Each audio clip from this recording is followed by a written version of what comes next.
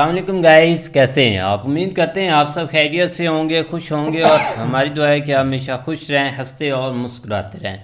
मेरा नाम है रहमान अनवर और मैं हूं मोहम्मद शाह। और मैं हूं जफर इकबाल। और आज हम जिस वीडियो पे रिएक्ट करने जा रहे हैं, इस वीडियो का टाइटल है India after independence, politician history of India. तो देखते हैं वीडियो। अगर वीडियो पसंद आए तो वीडियो को लाइक, चैनल को सब्सक्राइब ज़रूर कीजिएगा। करते वीडियो स्टार्ट और देखते हैं भाई।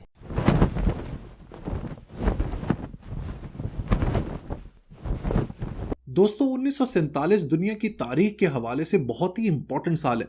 इस साल दुनिया के नक्शे पर दो इंडिपेंडेंट मुल्क वजूद में आए। एक बना पाकिस्तान और दूसरा इंडिया। ऑल्दो इंडिया की एग्जिस्टेंस पिछले हजारों साल से है, लेकिन as an independent nation state उसका जन्म 15 अगस्त 1947 को ही हुआ।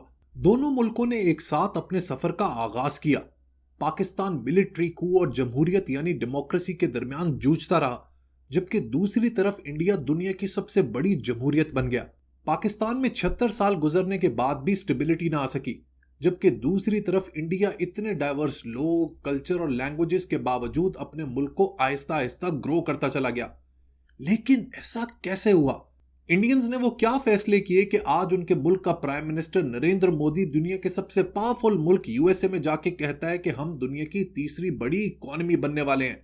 India will be the third largest economy soon. आज की वीडियो में हम इंडिपेंडेंस के बाद इंडिया की जो जर्नी रही उसके ऊपर फोकस करेंगे। ये वीडियो पाकिस्तानी और इंडियन ऑडियंस दोनों के लिए इंपॉर्टेंट है। हमारे लिए इसलिए ताकि हम इंडिया ने जो अच्छी चीजें की, जो अच्छे फैसले किए, उससे सीख सके। इंडियंस के लिए इसलिए कि वो अपने माजी को जान के, तारीख को जान के आगे बढ़ सके, so that they do not repeat mistakes of the past. So let's get started.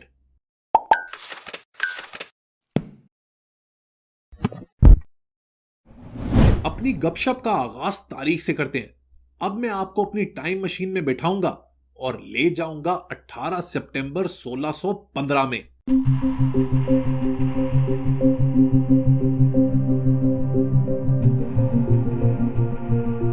ये वो दौर था जब सर थॉमस रो सूरत पोर्ट पहुंचे as first British ambassador to the Mughal court in India. Thomas Roe subcontinent की तारीख का शायद सबसे इंपॉर्टेंट कैरेक्टर है, क्योंकि उसने पहली दफा मुगल बादशाह जहांगीर के साथ एक ट्रेडिंग एग्रीमेंट किया, जिसकी बेसिस पर फ्यूचर में अंग्रेजों ने यहां पर ईस्ट इंडिया कंपनी को एस्टैब्लिश किया, ट्रेड करनी शुरू की, और इसी ईस्ट इंडिया कंपनी ने आहिस्ता आहिस्ता पूरे हिंदुस्तान को अपनी गिरफ्त में ले लिया और यहां पर ब्रिटिश राज का आगाज हुआ, जो अगले तकरीबन 200 साल तक कायम रहा। ब्रिटिश एलीट को हमेशा यह लगता था कि इंडिया बहुत बड़ा है, यहां पर बहुत सारी जबानें हैं, बहुत सारी एथनिसिटीज हैं, बहुत सारे रिलीजन हैं, जिसकी वजह से यहां पर कभी भी सेल्फ रूल नहीं आएगा। लेकिन 1885 में एक ऐसी पॉलिटिकल मूवमेंट स्टार्ट हुई जिसने स्टेटमेंट से भरपूर तरीके से डिसएग्री किया, और यह पॉलिटिकल मूवमेंट थी इंडियन नेशनल कांग्रेस की शक्ल में।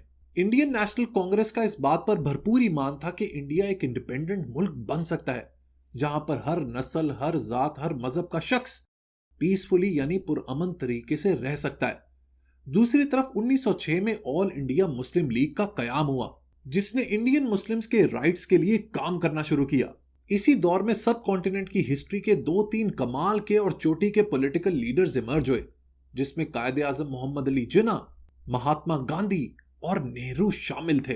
इनमें से जिन्ना साहब एक इर्तिकाई अमल यानी कि पॉलिटिकल एवोल्यूशन से गुजरे। उन्होंने अपने पॉलिटिकल करियर का आगाज किया एज एन इंडियन नेशनलिस्ट, उसके बाद वो बने मुस्लिम कम्युनिटेरियन, फिर उनकी ट्रांसफॉर्मेशन हुई as a Muslim nationalist, and finally he became the founder of Pakistan.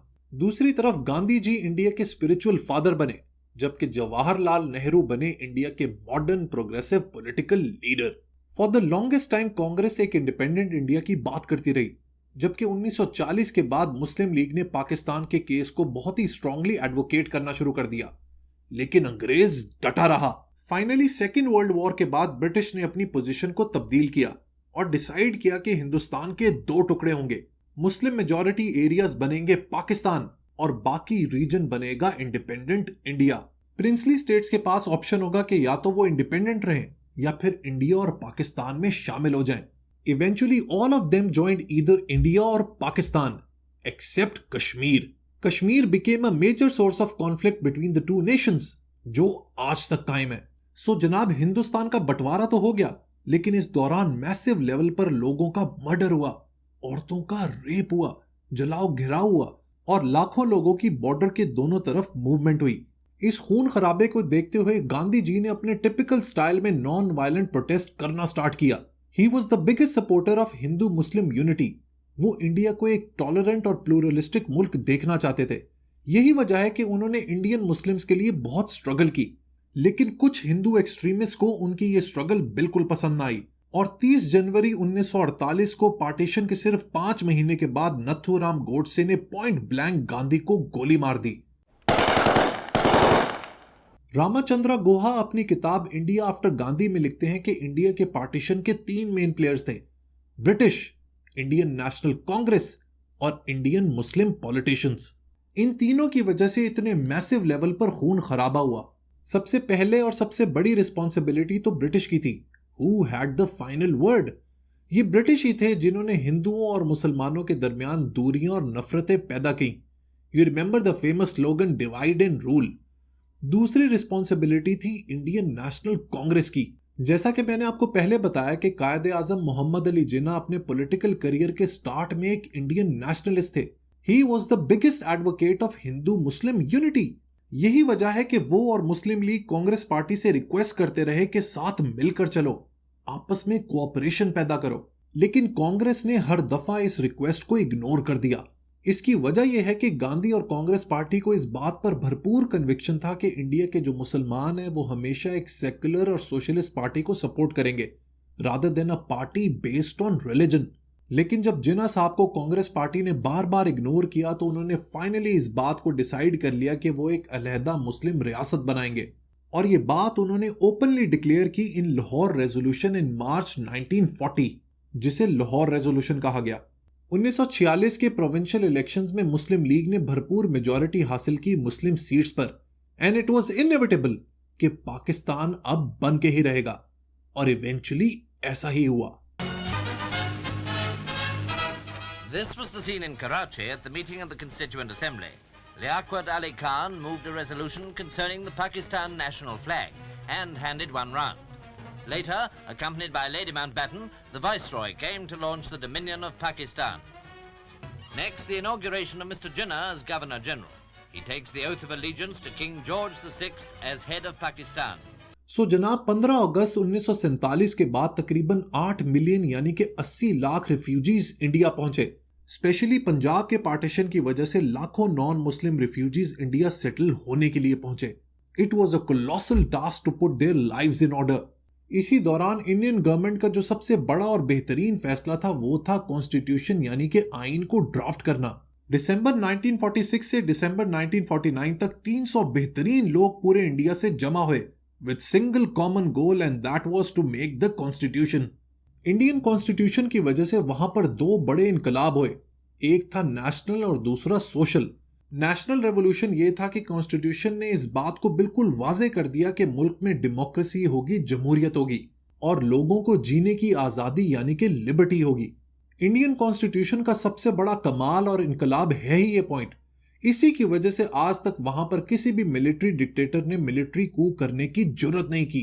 Social revolution ये था कि खवातीन, लोअर कास्ट के लोग और अलग मजाहिब के लोग सबको इक्वल कर दिया गया ताकि मुआशरे में कोई डिस्क्रिमिनेशन, कोई हेट्रेड, कोई नफरत ना रहे। स्पेशली अनटचेबल्स के लिए रिजर्व्ड सीट्स रखी गई लेजिस्लेचर में। यहां पर डॉक्टर BR अम्बेडकर का नाम लेना बहुत जरूरी है। इंडियन कॉन्स्टिट्यूशन डॉक्टर अम्बेडकर का सबसे बड़ा तोहफा है इंडिया के लिए। उनका ताल्लुक दलित कम्युनिटी से था, लेकिन he never let it be a hurdle in his way. अगर पाकिस्तान और इंडिया की तारीख में कोई सबसे बड़ा डिफरेंस है तो वो इस कॉन्स्टिट्यूशन का ही है। इंडिया ने पार्टीशन के 3 साल के अंदर अंदर अपना आईन डिक्लेयर कर दिया, जबकि हमने आधा मुल्क गवा के पार्टीशन के 25 साल बाद अपने आईन को तकमील दिया। इंडिया ने कॉन्स्टिट्यूशन तो बना लिया, लेकिन अब अगला बड़ा चैलेंज था first general elections. British administrators हमेशा ये बात कहा करते थे कि इंडिया कभी भी सेल्फ रूल नहीं कर पाएगा।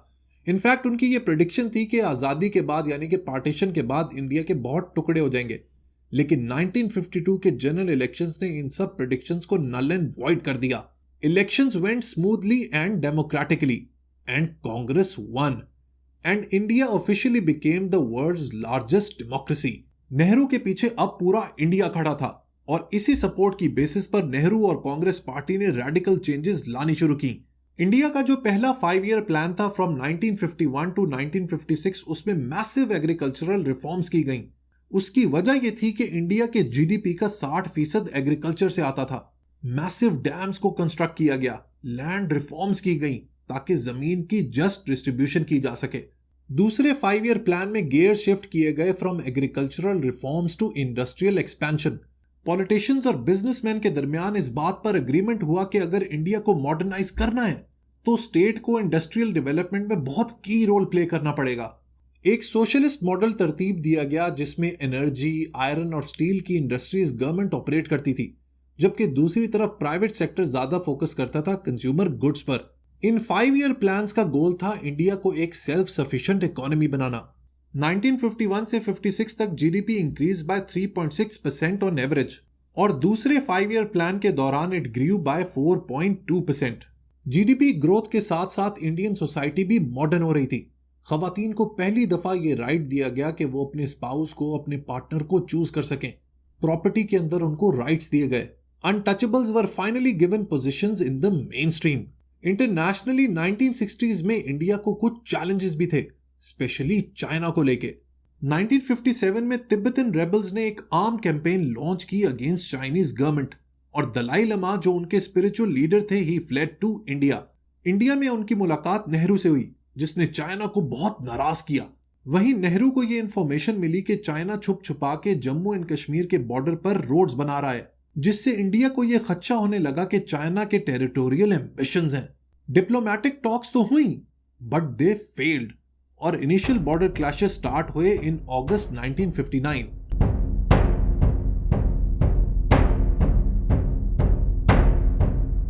अगले 3 साल तक माइनर क्लैशेस चलते रहे until China decided to go all out on October 20th, 1962। लेकिन उसके बाद सर्दियां आ गईं और ये न्यूज भी आ गई कि अगर चाइना आगे बढ़ेगा तो यूएस इंडिया को मिलिट्री सपोर्ट देगा। लिहाजा China reverted back to its original position of 1959। Nehru की डेथ हुई 27 मई 1964 में, and he remained the prime minister for 17 years। उनकी डेथ के बाद उनकी बेटी इंदिरा गांधी ने अपनी जर्नी वहीं से स्टार्ट की जहां नेहरू ने खत्म की थी। इंदिरा गांधी को इनिशियली बहुत टफ टाइम देखना पड़ा। ड्राउट की वजह से, खुशहाली की वजह से पूरे मुल्क में फूड शॉर्टेज थी। इंडियन मुस्लिम्स के अगेंस्ट वायलेंस बढ़ती जा रही थी, और जो रीजनल पार्टीज थी वो 1967 के इलेक्शंस की भरपूर तैयारी कर रही थी। इन सब फैक्टर्स का रिजल्ट नजर आया 1967 के इलेक्शंस में, जब कांग्रेस बहुत से स्टेट लेजिस्लेचर्स में हार गई, लेकिन फेडरल लेवल पर they won enough seats to stay in power. यहीं से इंदिरा गांधी ने कुछ टफ और बड़े डिसीजंस लेने शुरू किए। जुलाई 1969 में she decided to nationalise 14 largest private banks. ये फैसला मुल्क की इकोनॉमी को बेहतर और महंगाई कंट्रोल करने के लिए लिया गया। मोरोवर वो चाहती थी कि इंडिया के जो किसान हैं और जो वर्किंग क्लास है उनको आसान शराइत पर जल्दी से कर्जा मिल सके। इंडिया की बड़ी मेजॉरिटी ने इस नेशनलाइजेशन को सपोर्ट किया। इंडिया के सुप्रीम कोर्ट ने एक कोर्ट ऑर्डर के जरिए इस नेशनलाइजेशन को रोकने की कोशिश की, लेकिन Mrs Gandhi knew that this was the right step and nation was behind her. इसी वजह से she decided to call early elections in the year 1971। ये उनका बेहतरीन फैसला था, and she reversed all the losses of 1967 elections and got an overwhelming majority. 1971 India की तारीख का बहुत ही इंपॉर्टेंट साल है, क्योंकि इस साल उसकी पाकिस्तान से जंग भी हुई।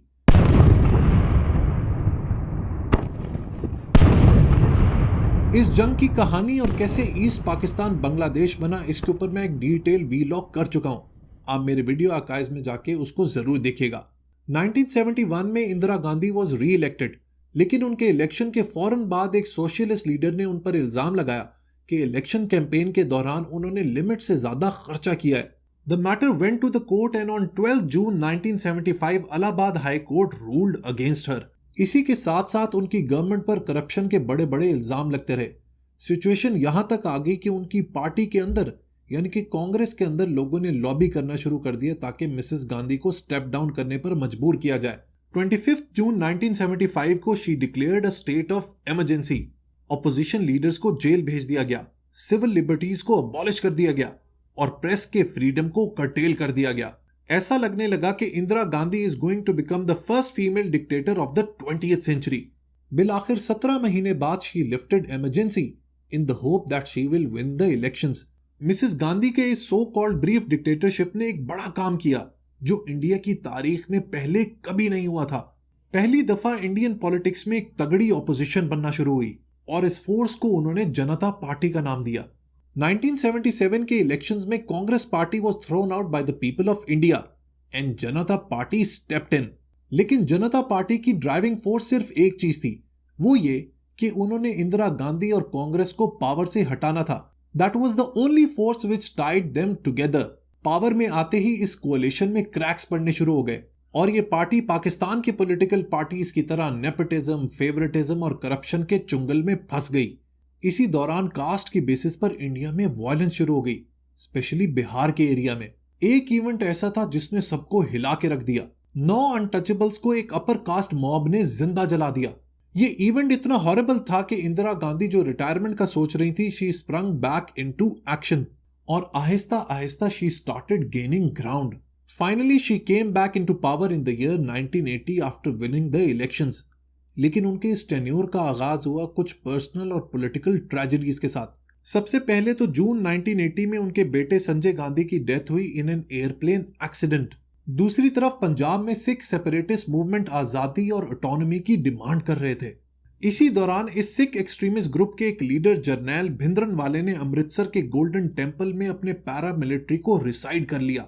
उसको रिमूव करने के लिए इंडियन आर्मी ने गोल्डन टेम्पल में ऑपरेशन ब्लू स्टार किया, जिसमें तकरीबन 500 लोग मारे गए। इस वाकये ने सिख कम्युनिटी को हिला के रख दिया। सिखों में शदीद गुस्सा और नफरत थी क्योंकि उनकी मुकद्दस तरीन इमारत पर हमला हुआ था। इंडिया की इंटेलिजेंस एजेंसी ने मिसेस गांधी को यह मशवरा दिया कि उनके जो सिख बॉडीगार्ड्स हैं वो उनको डिसमिस कर दें। इस बात को इंदिरा गांधी ने इग्नोर कर दिया, लेकिन ये उनकी बहुत बड़ी मिस्टेक थी। फाइनली 30 अक्टूबर 1984 को उनके 2 सिख बॉडीगार्ड्स ने उनको गोलियां मार के असैसिनेट कर दिया।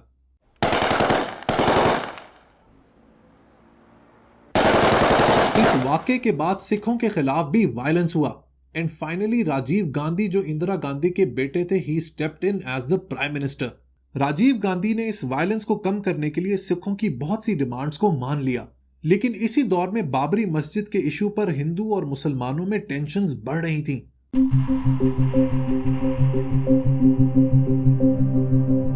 बाबरी मॉस्क इंडिया के शहर अयोध्या में वाक़या थी, जिसके बारे में हिंदू कम्युनिटी का यह दावा था कि ये लॉर्ड रामा की बर्थ प्लेस वाली जगह पर कयाम की गई है।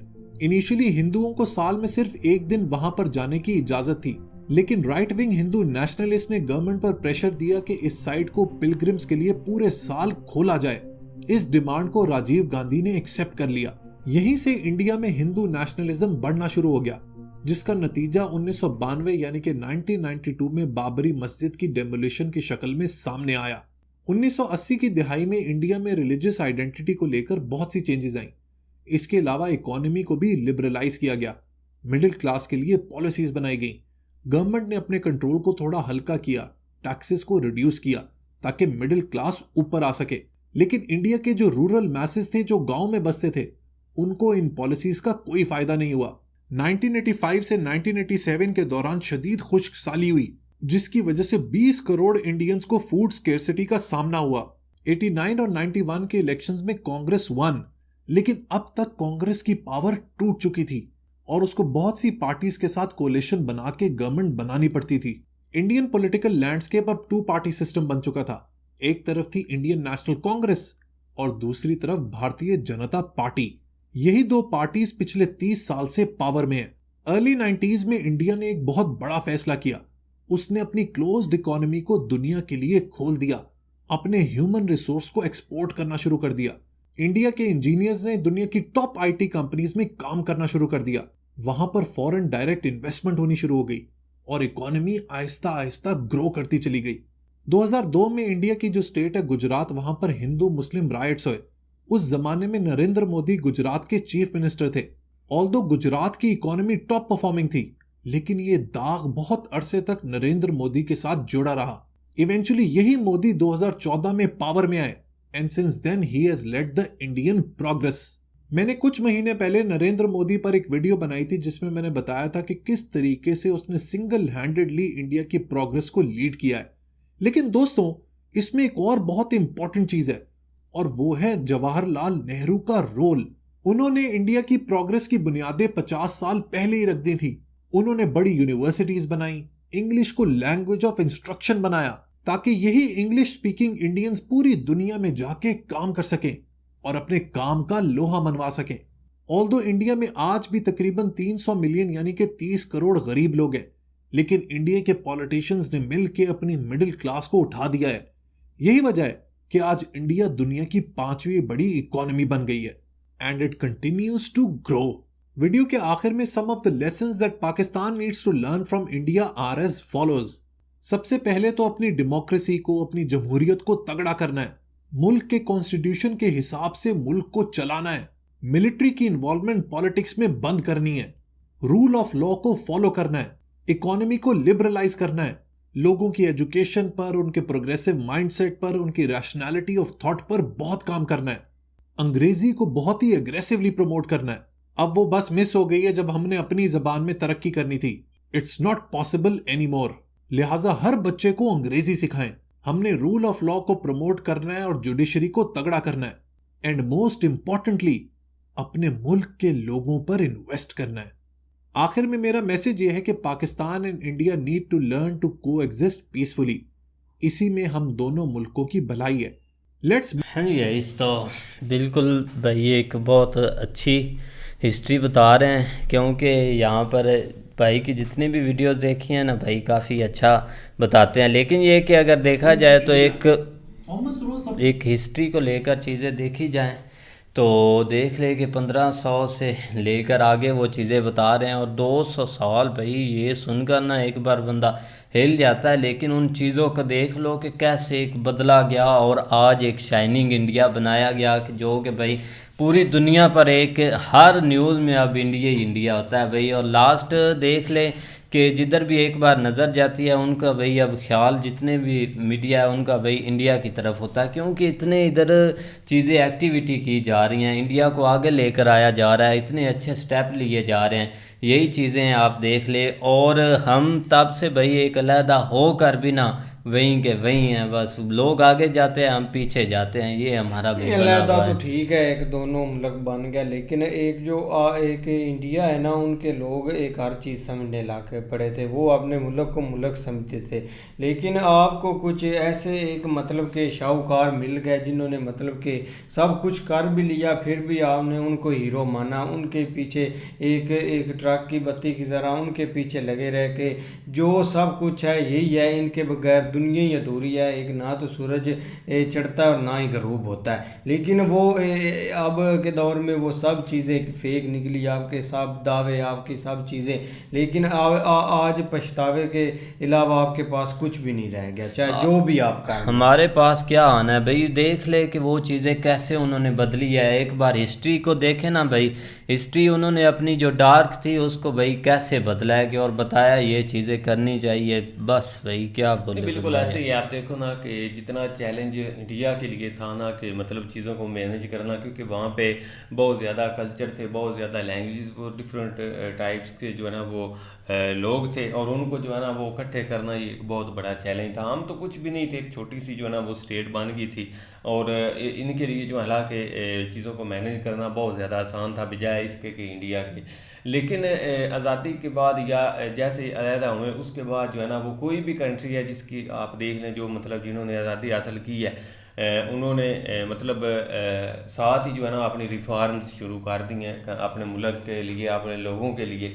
लेकिन ये कि अनफॉर्चुनेटली यहाँ पे आपके सामने है 71 में जाके जो है ना इन्होंने अपना आइन जो है ना वो लागू किया। पहले जो है ना वो कभी डिक्टेटरों के रोले, कभी किसी के रोले, और इस वजह से जो है ना वो हम आज भी ये चीज़ों को फेस कर रहे हैं। लेकिन उधर भी स्टेप लिए कि बहुत सारे जो जिस तरह उन्होंने बैंकों को नेशनलाइज किया और उसके अलावा एग्रीकल्चर पॉलिसीज़ जो है ना वो स्टार्ट में बनाई, वो 10 साल के लिए जो उन्होंने बहुत ज़्यादा उसमें बेहतरी जो है ना वो आई। तो उसके अलावा पॉलिटिशियंस का जो है ना वो वहाँ पे ठीक है किरदार रहा है, लेकिन यह कि यहाँ पे पॉलिटिशियंस जो है ना वो पैदा ही नहीं हुए इस तरह के, या वो आगे गए ही नहीं है कि जो मतलब मुल्क के लिए बेहतर फैसले कर सके। क्योंकि हमारे उस वक़्त से लेकर अभी तक जो है ना वो एक निज़ाम एक ऐसी ताकत के हाथ में जो कि मतलब फ़र्ज़ी तो हमें पॉलिटिशियंस नज़र आते हैं हमें, लेकिन ये कि उन बेचारों का किरदार जो है ना वो जस्ट एक यही कह ले कि वो बंदर वाला ही होता है कि वो पीछे एक उनको जो है ना ऐसे हिलाया जाता डफली है, बजाई हाँ जाती कि है और आप आगे जो है ना नाचते हैं। इधर से इधर जो है ना, लेकिन वो अभी तक भी सीन जो है ना वो जारी है। ब्रिटिश चले तो ज़रूर गए थे, लेकिन उनका जो है ना वो ज़ोर आप कह लें कि अभी भी हमारे मुल्क में नज़र आता है कहीं ना कहीं, चाहे वो अमेरिका की तरफ से देख लें या आप इधर से देख लें, वो अभी भी कहीं ना कहीं से उनके जो है ना वो जुज़ नज़र आते हैं। लेकिन हम तो यही कहते हैं कि भाई इंडिया ने जिस तरह वो मतलब फेस उन्होंने भी प्रॉब्लम्स की है, जिस तरह देख लो इमरजेंसी जो है ना इंदिरा गांधी के दौर में आई, वो भी उन्होंने फेस की, और उसके अलावा हर लेकिन चीज़ यार फेस करते हैं कंट्री करते हैं, लेकिन ये कि वो चीज़ों से सीखते हैं और आगे बढ़ जाते हैं। लेकिन हम जो है ना वो मतलब अभी तक क्योंकि हमने वो स्टार्ट ही नहीं किया जिस तरह बाकी कौमें करती हैं, वो जिस दिन स्टार्ट होगा उस दिन हम किसी चीज़ के ऊपर आएंगे या लेवल पे जाएंगे या उस साइड के ऊपर निकले, अदरवाइज जो है ना वो हमारा तो यही रंडी रोना है। इधर तो मुश्किल है आज़ाद वो स्टार्ट और स्टेप, लेकिन भाई ने अच्छी इन्फॉर्मेशन दी, तो उम्मीद करते हैं आपकी वीडियो पसंद आएगी। अगर पसंद आए तो वीडियो को लाइक, चैनल को सब्सक्राइब ज़रूर कीजिएगा। मिलते हैं नेक्स्ट वीडियो में, तब तक के लिए अल्लाह हाफ़िज़।